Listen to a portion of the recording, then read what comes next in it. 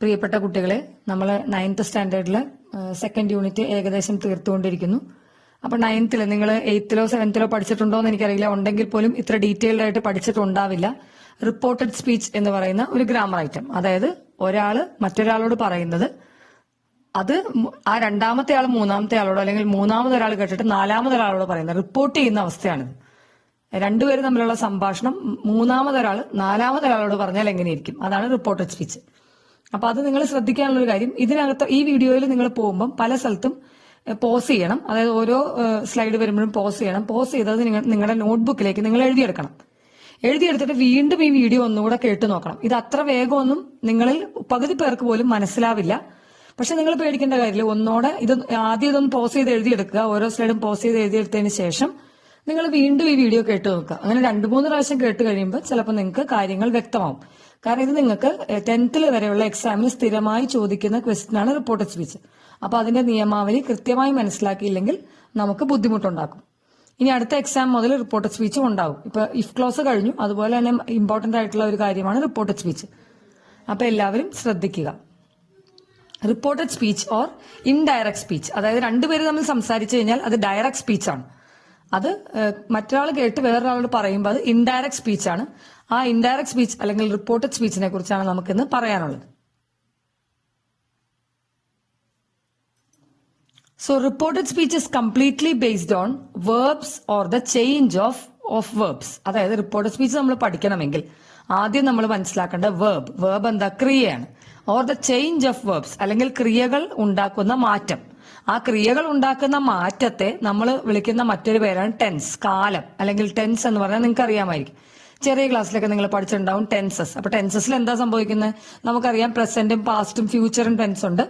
അപ്പൊ അതിൽ പ്രസന്റ് ടെൻസിന് 4 ഭാഗം, പാസ്റ്റ് ടെൻസിന് 4 ഭാഗം, ഫ്യൂച്ചർ ടെൻസിന് 4 ഭാഗം, അങ്ങനെ 12 എണ്ണം ഉള്ളതായിട്ട് നിങ്ങൾക്ക് അറിയാമായിരിക്കും. പക്ഷെ ശരിയായ ഇംഗ്ലീഷിൽ പ്രസന്റും പാസ്റ്റും അങ്ങനെ 2 ടെൻസ് മാത്രമേ ഉള്ളൂ. പക്ഷെ നമ്മുടെ ഗ്രാമർ പഠിക്കുമ്പോൾ നമുക്ക് ഈ 12 ടെൻസും തരംതിരിച്ച് പഠിക്കേണ്ടതായിട്ട് വരും.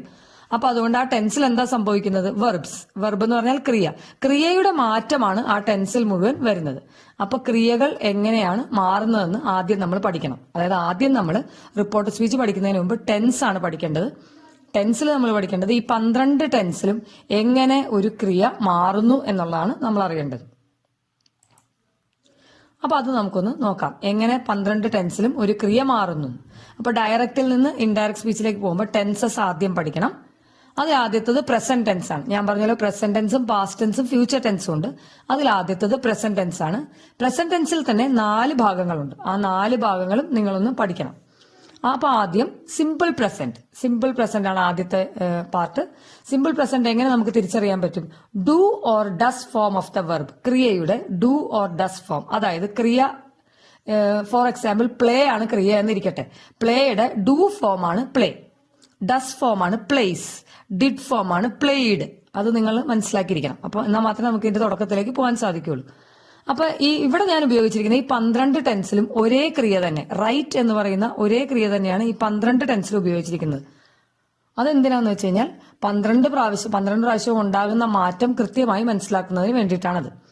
So do or does form of the verb ഉപയോഗിക്കുന്നതാണ് സിമ്പിൾ പ്രസന്റ് ടെൻസ്. നോക്കിയേ, he writes a letter. Writes എന്ന് പറയുന്ന ഡസ് ഫോം ആണ് ഇവിടെ ഉപയോഗിച്ചിരിക്കുന്നത്. ഇനി ആ ഹി മാറി ദേ ആവുകയാണെങ്കിൽ, അതായത് സബ്ജക്ട് പ്ലൂറൽ ആവുകയാണെങ്കിൽ, നിങ്ങൾ കഴിഞ്ഞ യൂണിറ്റിൽ ഗ്രാമറിൽ പഠിച്ചു എന്ന് എനിക്ക് തോന്നണമല്ല, ഉറപ്പായിട്ടും പഠിച്ചു. സബ്ജക്റ്റിനനുസരിച്ച് വെർബ് മാറുന്നത്, സബ്ജക്റ്റിനനുസരിച്ച് ക്രിയ മാറുന്നത് നമ്മൾ പഠിച്ചു. അപ്പൊ ഇവിടെ ഹി ആണ് സബ്ജക്റ്റ് എങ്കിൽ റൈറ്റ്സ് വരും, ദേ ആണെങ്കിൽ റൈറ്റ് എ ലെറ്റർ എന്ന് വരും. അതായത് ദേ പ്ലൂറൽ ആണ്. പ്ലൂറൽ വന്നു കഴിഞ്ഞാൽ ഡു ഫോം ആണ് ഉപയോഗിക്കുന്നത്. സിംഗുലർ ആണെങ്കിൽ ഡസ് ഫോം ഉപയോഗിക്കും. അടുത്തത് പ്രസന്റ് കണ്ടിന്യൂസ് ടെൻസ് ആണ്. Is or was plus verb plus ING form of the verb. അതും ക്രിയയാണ് മാറ്റുന്നത്. അതായത് ഹി ഇസ് റൈറ്റിംഗ്, കണ്ടോ, റൈറ്റ്സ് എന്തായി മാറി? ഇസ് റൈറ്റിംഗ് ആയി മാറുകയാണ്. ഇനി ദേ ആണെങ്കിലോ, സബ്ജക്ട് ദേ ആണെങ്കിൽ, പ്ലൂറൽ ആണെങ്കിൽ എന്താ? They are writing a letter. അടുത്തത് പ്രസന്റ് പെർഫെക്റ്റ് ടെൻസ് ആണ്. പ്രസന്റ് പെർഫെക്റ്റില് has or have plus V3 form of the വെർബാണ്. ഹി ഹാസ് റിട്ടൺ, നമ്മുടെ സബ്ജക്റ്റ് ഒന്നും മാറുന്നില്ല, ഹി ഹാസ് റിട്ടൺ. ഇനി ഒരു കാര്യം ശ്രദ്ധിക്കുക, ഇവിടെ ഞാൻ അടുത്തത് എഴുതിയിട്ടില്ല, പക്ഷെ നിങ്ങളുടെ അറിവിലേക്കായിട്ട് പറയുകയാണ്. ഹി വരുമ്പോൾ ഹാസ് വരികയാണെങ്കിൽ ദേ വരുമ്പോൾ തീർച്ചയായിട്ടും ഹാവ് വരണം. അപ്പൊ he has written V3 form of the വെർബാണ് റിട്ടൺ. അപ്പൊ he has written a letter. അപ്പം സിംഗുലർ ഹി സിംഗുലർ ആയതുകൊണ്ട് ഹാസ് ഉപയോഗിക്കുന്നു. ദേ എന്ന പ്ലൂറിൽ അവിടെ വന്നു കഴിഞ്ഞാൽ ഹാസ് എന്ന് മാറി ഹാവ് എന്നാവും. ദേ ഹാവ് റിട്ടൺ എന്ന് മാത്രമേ നമുക്ക് എഴുതാനായിട്ട് സാധിക്കുള്ളൂ. പ്രസന്റ് പെർഫെക്റ്റ് കണ്ടിന്യൂസ് ആണ് നാലാമത്തെ പ്രസന്റ് ടെൻസിന്റെ നാലാമത്തേത്. അപ്പൊ അതിലെങ്ങനെ വരണം, എങ്ങനെയാണ് ക്രിയ മാറുന്നത്? Has or have plus been plus verb plus ING. നോക്കിയേ, he has been writing a letter. They ആണെങ്കിലോ they have been writing a letter. അത് രണ്ടും ഞാനിവിടെ കൊടുത്തിട്ടില്ല, ഒന്ന് ശ്രദ്ധിക്കണം. ഹി ആണെങ്കിൽ ഹാസും, അതായത് സിംഗുലർ ആണെങ്കിൽ ഹാസും, പ്ലൂറൽ ആണെങ്കിൽ ഹാവും. ഇപ്പൊ നിങ്ങൾ പ്രസന്റ് ടെൻസിന്റെ 4 ഭാഗങ്ങൾ പഠിച്ചു കഴിഞ്ഞു. റൈറ്റ് എന്ന ക്രിയ നമ്മൾ 4 തരത്തിൽ എഴുതി കഴിഞ്ഞു. ആദ്യം റൈറ്റ്സ് വന്നു, പിന്നെ ഈസ് റൈറ്റിംഗ് ആർ റൈറ്റിംഗ് വന്നു, അതിന് ഹാസ് റിട്ടൺ ഹാവ് റിട്ടൺ വന്നു, പിന്നെ has been writing have been writing വന്നു. അപ്പം ഇതാണ് simple present, present continuous, present perfect continuous എന്ന 4 ഭാഗങ്ങൾ, പ്രസന്റ് ടെൻസിന്റെ 4 ഭാഗങ്ങൾ. ഇത് നിങ്ങൾ തീർച്ചയായിട്ടും നോട്ട്ബുക്കിലേക്ക് എഴുതി വെക്കേണ്ടതാണ്. ഇനി അടുത്തത് പാസ്റ്റ് ടെൻസ് ആണ്. നോട്ട്ബുക്കിൽ എഴുതി വെച്ചതിന് ശേഷം വീണ്ടും ഈ വീഡിയോ കേട്ടാൽ മതി, നിങ്ങൾക്ക് കാര്യങ്ങൾ കുറച്ചുകൂടെ വ്യക്തമാവും. അപ്പൊ സിമ്പിൾ പാസ്റ്റ്, നമ്മൾ സിമ്പിൾ പ്രസന്റിൽ എന്തെഴുതി? Do or does form of the verb എന്ന് എഴുതി. സിമ്പിൾ പാസ്റ്റിന് നമുക്ക് സബ്ജക്ട് നോക്കണ്ട, എന്ത് സബ്ജക്ട് വന്നാലും V2 form of the verb ആയിരിക്കും, അതായത് did form of the verb ആയിരിക്കും ഉപയോഗിക്കുന്നത്. നോക്കിയേ, റൈറ്റിന്റെ ഡിഡ് ഫോം എന്താ? Wrote. He wrote letter. Example സഹിതമാണ് എല്ലാം കൊടുത്തിരിക്കുന്നത്. ഇനി പാസ്റ്റ് കണ്ടിന്യൂസ്, അവിടെ നമുക്ക് സിംഗുലറും പ്ലൂറലും നോക്കേണ്ടതായിട്ടുണ്ട്. ഹി സിംഗുലർ ആണെങ്കിൽ വാസ് റൈറ്റിംഗ് എ ലെറ്റർ എന്നും, ദേ ആണെങ്കിൽ വേർ റൈറ്റിംഗ് എ ലെറ്റർ എന്നും ഉപയോഗിക്കണം. അപ്പം വാസോ വേറോ ഉപയോഗിക്കണം, അതിനുശേഷം വെർബ്, അതിനുശേഷം ING ചേർക്കണം. ഈ ഒരു രൂപത്തിലാണ് പാസ്റ്റ് കണ്ടിന്യൂസ് ടെൻസ് പോകുന്നത്. പാസ്റ്റ് പെർഫെക്റ്റ് ആണെങ്കിലോ ഹാഡ് പ്ലസ് V3 ഫോം. നിങ്ങൾ ഓർക്കുന്നുണ്ടോ എന്നറിയില്ല, പ്രസന്റ് പെർഫെക്റ്റിൽ ഹാസ് ഓർ ഹാവ് ആണെങ്കിൽ പാസ്റ്റ് പെർഫെക്റ്റിൽ അത് ഹാഡ് ആണ്. അപ്പൊ ഹാഡ് പ്ലസ് V3 ഫോം ഉപയോഗിക്കണം. He had written a letter. Had written, has റിട്ടണും ഹാവ് റിട്ടണും മാറി ഹാഡ് റിട്ടൺ. ഇനി പാസ്റ്റ് പെർഫെക്റ്റ് കണ്ടിന്യൂസ് ആണ് നാലാമത്തെ, പാസ്റ്റ് ടെൻസിൽ തന്നെ നാലാമത്തെ.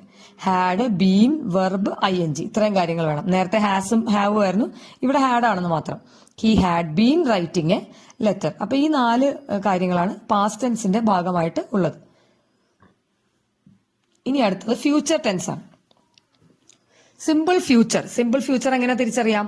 വിൽ പ്ലസ് വെർബ് ആയിരിക്കും. വില്ലോ ഷാലോ കഴിഞ്ഞ് V1 ഫോം, അതായത് ആ ഡു ഓർ ഡു ഫോമിലായിരിക്കും മിക്കവാറും വില്ലും ഷാലും കഴിഞ്ഞ് വെർബ് കിടക്കുന്നത്. അപ്പൊ അങ്ങനെയാണെങ്കിൽ അത് സിമ്പിൾ ഫ്യൂച്ചർ ആണ്. Will or shall plus V1 form. Future continuous ആണെങ്കിലോ വിൽ ബി റൈറ്റിംഗ്. കണ്ടോ, will plus B plus verb plus ING. വില്ല് വേണം, വില്ലോ ഷാലോ ഉപയോഗിക്കാം. ബിയുടെ ഫോം ബി വേണം, അത് കഴിഞ്ഞാൽ verb plus ING.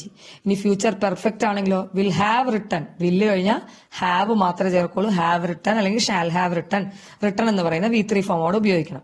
Future continuous ആണെങ്കിലോ will or shall plus have plus been. Will have been writing.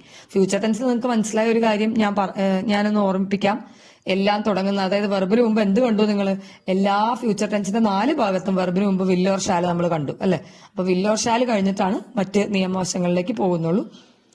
അത് കഴിഞ്ഞ് മിക്കവാറും എല്ലാം പ്രസന്റ് ടെൻസും ആണ് യൂസ് ചെയ്തിരിക്കുന്നത്. ഹാവ് 2 സ്ഥലത്തുണ്ട്, അതുപോലെ ബി ഉണ്ട്. അതെല്ലാം V1 ഫോമാണ് ആദ്യത്തിൽ. അപ്പൊ എല്ലാത്തിലും പ്രസന്റ് ടെൻസ് ഫോമാണ് യൂസ് ചെയ്തിരിക്കുന്നത്. ഓക്കെ, അപ്പൊ പാസ്റ്റ് ടെൻസും അത് കഴിഞ്ഞപ്പോൾ ഈ ഫ്യൂച്ചർ ടെൻസ് എന്ന് പറഞ്ഞ ടെൻസ് ഇല്ല എന്ന് ഞാൻ ആദ്യം പറയാനുള്ള കാരണം, എഴുതുന്ന ഗ്രാമറിൽ ഫ്യൂച്ചർ ടെൻസ് ഉണ്ട്, പക്ഷെ ശരിയാ ഇംഗ്ലീഷിൽ 2 ടെൻസേ ഉള്ളൂ എന്ന് പറയാൻ കാരണം ഫ്യൂച്ചർ ടെൻസിൽ വരുന്ന കാര്യങ്ങളെല്ലാം തന്നെ നമുക്ക് പ്രസന്റ് ടെൻസിലും പറയാനായിട്ട് സാധിക്കും എന്നുള്ളതുകൊണ്ടാണ്. അപ്പോൾ ഫ്യൂച്ചർ നമ്മൾ ഉള്ള പ്ലാനുകളെ കുറിച്ച് പറയുമ്പോൾ നമുക്കത് പ്രസന്റ് കണ്ടിന്യൂസിലും അല്ലെങ്കിൽ ഗോയിങ് ടു എന്ന് പറയുന്ന ഒരു ഫോം ഉണ്ട്. ഗോയിങ് ടു ഫോമിലും പ്രസന്റ് ടെൻസിലും ഒക്കെ നമുക്ക് ഈ ഫ്യൂച്ചർ ടെൻസിനെ എഴുതാനായിട്ട് സാധിക്കും. അതുകൊണ്ടാണ് ഫ്യൂച്ചർ ടെൻസ് എഴുതുന്ന ഗ്രാമറിൽ മാത്രമാണ് ഫ്യൂച്ചർ ടെൻസ് ഉള്ളത്. ഇപ്പൊ ടെൻസസ് നിങ്ങൾക്ക് ഏതാണ്ട് ക്ലിയർ ആയി കഴിഞ്ഞു. ഇനി അടുത്ത rules for changing direct into reported speech. Direct സ്പീച്ചിൽ നിന്ന് ഇൻഡയറക്ട് സ്പീച്ചിലേക്ക് മാറുന്നത് എങ്ങനെയാണെന്നാണ് ഇനി നമ്മൾ അറിയേണ്ടത്. അപ്പൊ അതിന്റെ rule one, if the reporting verb is in present tense, the tense of the reported speech remains the same. ഈ റിപ്പോർട്ടിംഗ് വെർബ് പ്രസന്റ് ടെൻസിലാണെങ്കിൽ മാത്രമല്ല, വേറെയും ഒരുപാട് കാര്യങ്ങളുണ്ട്. പക്ഷെ ഇവിടെ നിങ്ങൾക്ക് അത് ഇമ്പോർട്ടന്റ് അല്ല. കാരണം നമ്മുടെ പരീക്ഷ പോയിന്റ് ഓഫ് വ്യൂല് ഒരിക്കലും റിപ്പോർട്ടഡ് സ്പീച്ചിന്റെ ടെൻസ് ചേഞ്ച് ചെയ്യേണ്ടാത്ത ഒരവസ്ഥ ഇല്ല.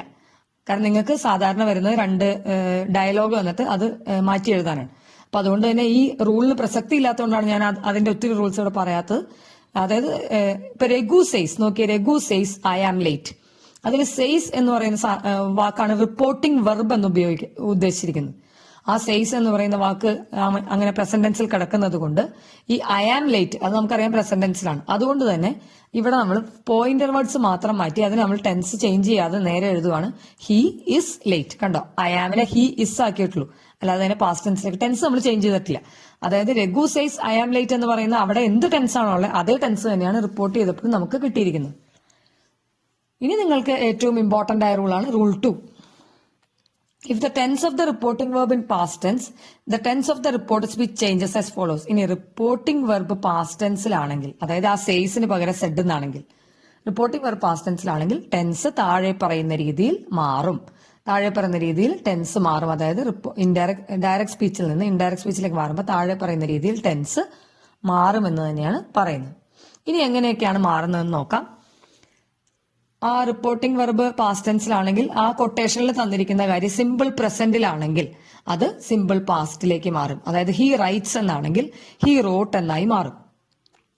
ഞാൻ വീണ്ടും ആവർത്തിക്കുകയാണ്, ഓരോ സ്ലൈഡുകൾ വരുമ്പോഴും അത് നോട്ട്ബുക്കിലേക്ക് എഴുതിയെടുക്കാൻ ശ്രദ്ധിക്കുക. പ്രസന്റ് കണ്ടിന്യൂസ് ആണെങ്കിൽ അത് പാസ്റ്റ് കണ്ടിന്യൂസ് ആയി മാറും. ഹി ഈസ് റൈറ്റിംഗ് ആണെങ്കിൽ he was writing, they are writing ആണെങ്കിൽ ദേ വേർ റൈറ്റിംഗ് എന്ന് മാറും. പ്രസന്റ് പെർഫെക്റ്റ് ആണെങ്കിൽ ഹാസ് റിട്ടൺ ആണെങ്കിൽ പാസ്റ്റ് പെർഫെക്റ്റ് ആയ ഹാഡ് റിട്ടണിലേക്ക് മാറും. പ്രസന്റ് പെർഫെക്റ്റ് കണ്ടിന്യൂസ് ആണെങ്കിൽ ഹാസ് ബീൻ റൈറ്റിംഗ് ആണെങ്കിൽ ഹാഡ് ബീൻ റൈറ്റിംഗിലേക്ക് അത് മാറും. പിന്നെ ഇത് നാലുമാണ് ഏറ്റവും പ്രധാനമായിട്ടുള്ളത്. ഇനി വേറൊരു വ്യത്യാസം നിങ്ങൾ പഠിക്കാനുള്ള സിമ്പിൾ പാസ്റ്റും പാസ്റ്റ് കണ്ടിന്യൂസ്. അപ്പൊ ഇവിടെ ശരിക്കും 6 ടെൻസിനെ കുറിച്ചേ പറയുന്നുള്ളൂ.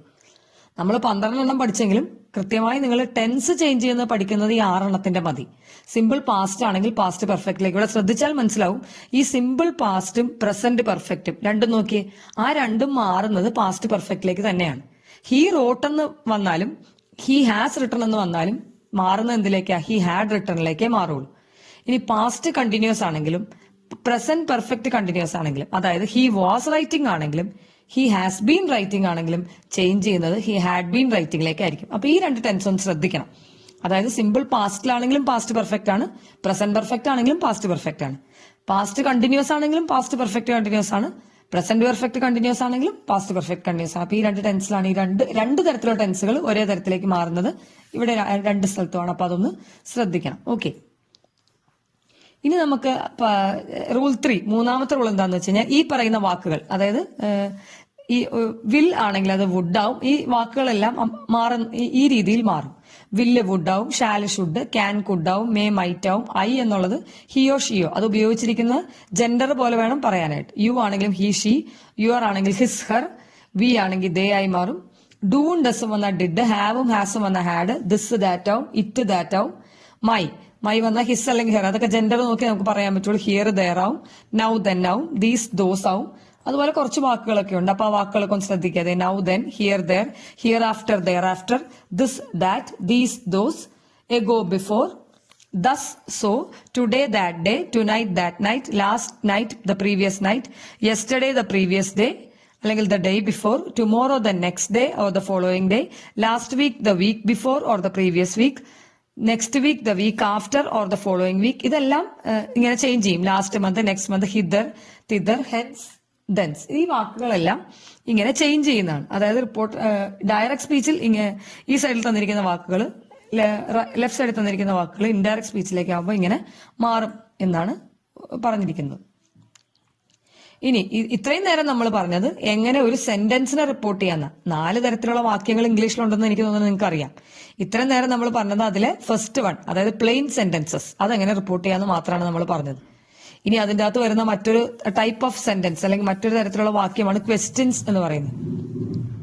അപ്പൊ ക്വസ്റ്റ്യൻസ് എങ്ങനെ റിപ്പോർട്ട് ചെയ്യുന്നതാണ് ഇനി അടുത്ത് വരുന്നത്. ഇപ്പൊ questions that begin with A questions 2 തരത്തിലുണ്ട്. WH ക്വസ്റ്റ്യൻസും യെസ് ഓർ നോ ക്വസ്റ്റ്യൻസും ഉണ്ട്. എന്താണ് WH questions? Questions that begin with a question word such as who, when, where, which, how, are. How ഇപ്പൊ WH വെച്ചല്ലേ ഈ ചോദ്യങ്ങളെല്ലാം തുടങ്ങിയിരിക്കുന്നത്. നോക്കിയേ, ഹൂ, വെൻ, വേർ, വിച്ച്, അതിന്റെ കൂടെ ഹൂസും ഹുമ്മും എല്ലാം വരും. ഹൗ ലോങ്, വാട്ട് അബൌട്ട് അല്ലെങ്കിൽ ഹൗ ഫ്രീക്വന്റ്, ഇങ്ങനെയുള്ള എല്ലാം വരുന്നത് WH വെച്ചോ HO വെച്ചോ തുടങ്ങുന്ന ചോദ്യങ്ങളെ നമ്മൾ WH ക്വസ്റ്റ്യൻസ് എന്ന പേരിൽ വിളിക്കും. ആ ചോദ്യങ്ങൾക്ക് ഒരു പ്രത്യേകത ഉണ്ട്. ആ ചോദ്യങ്ങൾക്ക് ഒരു ഉത്തരം ഉണ്ടായിരിക്കും. WH വെച്ച് തുടങ്ങുന്ന ചോദ്യങ്ങളുടെ പ്രത്യേകത ആ ചോദ്യത്തിന് ഒരു ഉത്തരം ഉണ്ടായിരിക്കും.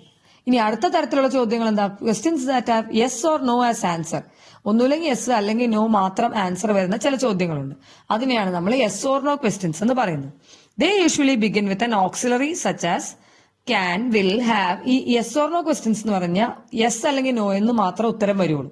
അങ്ങനത്തെ ചോദ്യങ്ങളും ഉണ്ട്. രണ്ടു തരം ചോദ്യങ്ങളേ ഉള്ളൂ, WH ക്വസ്റ്റ്യൻസും യെസ് ഓർ നോ ക്വസ്റ്റ്യൻസും. അപ്പൊ യെസ് ഓർ നോ ക്വസ്റ്റ്യൻസിൽ ഉത്തരം യെസ് അല്ലെങ്കിൽ നോ മാത്രമേ വരുള്ളൂ. ആ ചോദ്യങ്ങൾ എങ്ങനെയായിരിക്കും തുടങ്ങുന്നത്? Can, will, shall, have, is, are. Can you drive a car? Will you eat this food? Shall I take this medicine? Have you got your new book? Is there any problem? Are you alone? കണ്ടോ, ഈ ചോദ്യങ്ങൾക്കെല്ലാം നമുക്ക് yes അല്ലെങ്കിൽ no എന്ന് കൊടുത്താൽ മതി. ഈ ചോദ്യങ്ങളെയാണ് yes or no questions എന്ന് പറയുന്നത്. ഇനി ഈ ചോദ്യങ്ങളെ രണ്ടു തരത്തിലുണ്ടെന്ന് നമ്മൾ പറഞ്ഞു. ഈ രണ്ടു തരത്തിലുള്ള ചോദ്യങ്ങൾ റിപ്പോർട്ട് ചെയ്യുമ്പോൾ രണ്ടും രണ്ടു തരത്തിൽ തന്നെയാണ് റിപ്പോർട്ട് ചെയ്യുന്നത്. അപ്പൊ yes or no questions and WH questions ഉണ്ട്. ഇനി വൈൽ റിപ്പോർട്ടിംഗ് WH ക്വസ്റ്റ്യൻസ്, ഈ WH ക്വസ്റ്റ്യൻസിനെ നമ്മൾ റിപ്പോർട്ട് ചെയ്യുമ്പോൾ എങ്ങനെ വരും എന്നുള്ളതാണ്. അപ്പൊ ആദ്യം question word plus subject plus verb അല്ലെങ്കിൽ ഫോം ഓഫ് ബി. ഇപ്പൊ വാട്ട് ഇസ് യുവർ നെയിം, അതൊരു WH ക്വസ്റ്റ്യൻ ആണ്. അപ്പം ഷീ ആസ്റ്റ്, അല്ലെങ്കിൽ ആരെങ്കിലും ചോദിക്കുന്നതായിട്ടായിരിക്കുമല്ലോ അങ്ങനെ. ആസ്റ്റ്, ആ ക്വസ്റ്റ്യൻ വേർഡ് എന്ന് പറയുന്ന വാട്ടാണ്. ആ വാട്ടിനാണ് ക്വസ്റ്റ്യൻ വേർഡ് എന്ന് പറയുന്നത്. അപ്പൊ വാട്ട്, പിന്നെ സബ്ജക്ട് വരും. സബ്ജക്ട് എന്താ? യുവർ നെയിം എന്നല്ലേ ചോദിച്ചിരിക്കുന്നത്. അപ്പൊ യുവർ എന്താവും? മൈ ആയി മാറും. അപ്പൊ വാട്ട്, മൈ നെയിം. ഇനി ഇസ് എന്നുള്ളതിന്റെ നമ്മൾ എന്ത് ചെയ്യണം? അതിന് പാസ്റ്റ്, ഇസ് പ്രസന്റ് ടെൻസിലാണ്. അപ്പൊ അതിന് നമ്മൾ പാസ്റ്റ് ടെൻസിലേക്ക് ആക്കിയേ പറ്റുള്ളൂ. അപ്പൊ അതുകൊണ്ട് was, what my name was എന്നായി മാറും അത്.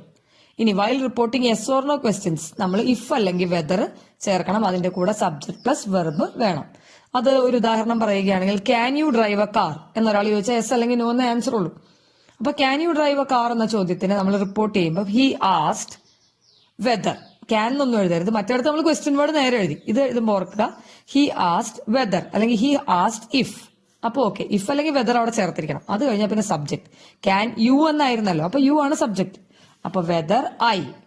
ഇനി വെർബാണ് ചേർക്കേണ്ടത്. വെർബ് എന്തായിരുന്നു? ഡ്രൈവ് അല്ല, വെറും ഡ്രൈവ് അല്ല, ക്യാൻ ഡ്രൈവ് ആണ് ശരിക്കും അവിടെ വെർബ്. അപ്പൊ എന്ത് വരും? ക്യാനിനെ നമ്മൾ കുഡാക്കി മാറ്റണമെന്ന് നമുക്കറിയാലോ. കുഡ് ഡ്രൈവ് ആയി മാറും.